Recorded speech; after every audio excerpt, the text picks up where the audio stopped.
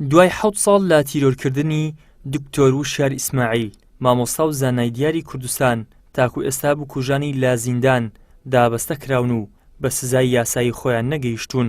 هۆ شەهیدگیان دەبمە هەتووان بۆ ساڕێژی زامی کاروانی ڕێگات.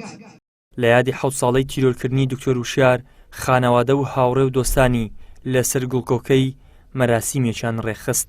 برای دکتۆر وشار دەڵێت بکوژی دکتۆر ئێستا لەبری ئەوەی بە سزای یاسایی خۆیان بگەێنرێن دەرفەتی خوێندنیان بۆ دڕەخسێنرێت.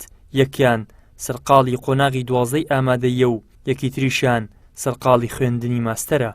لە 4/5/2017 محکەمە سزای سێدارەدانی بە هەردووکیان دەرکرد کەوا ئیعدام بکرێن و جێبەجێ بکرێن.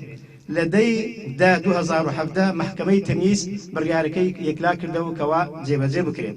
بەڵام بەداخەوە تا ئێستا محکەمەی بڕیاری محکەمە جێبەجێ نەکراوە و ئەوە دەگەینی کەوا لە کوردستاندا یاسا بەرقەرار نییە و محکەمە ڕۆڵەکی نییە. ماندوو دەبی بڕیار دەردەکا بەڵام لەولاوە تەمەشا دەکەین ئەوانەی ئەعدامێ لەو دەرچی قەلەو دەکردن. ئێستا خەریکی ماجستێر و خەریکی پۆلی دوازەنە چۆن دەبێت یەکێک ئەو تاوانە گەورە بکات دەستێکی ئەوە تیرۆریست و مجریم و تاوانبار دەستی بڕواتە ڕژاندنی خینی زانایکی ئەوە گەورە ئینجا لە جاتی لە سێدارە درێ ماجستێر و دراسە تاوا بکاتن. نوێنەرانی مامۆستایانی ئاینی باز لەوە دەکەن دەبێت ڕێز لە دادگاکان بگیرێت و یاسا قورئانیەکە جێبەجێ بکرێت کە دەڵێت ژیان لە تۆڵەسەندنەوەدایە بۆیە پێویستە بکوژان بە سزای خۆیان بگەێنرێن.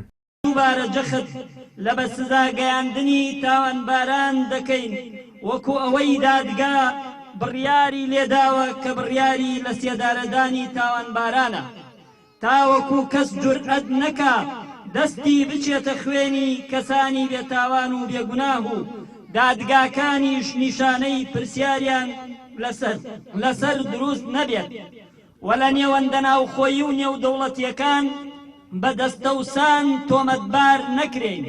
جێبەجێکردنی یاسا نیشانەی زیندویی و ڕازگۆیی هەر میلەتێکە. 7 ساڵ بەر لە ئێستا دکتۆر وشار ئیسماعیل لە ناو ماڵەکەی خۆی و لە بەرچاوی منداڵ و کەسوکاریدا درایە بەردەستڕێژی گولە و تیرۆر کرا. دواتر چەند کەسێک دەستگیر کران و دانیان بە تاوانەکەیان دانا، بەڵام تاکو ئێستا کەسانی پشتی ڕووداوەکە ئاشکرا نەبوون و بکوژانیش بە سزای یاسایی خۆیان نەگەێنراون. ئیدریس محەممەد، کەناڵی ئاسمانی پەیام.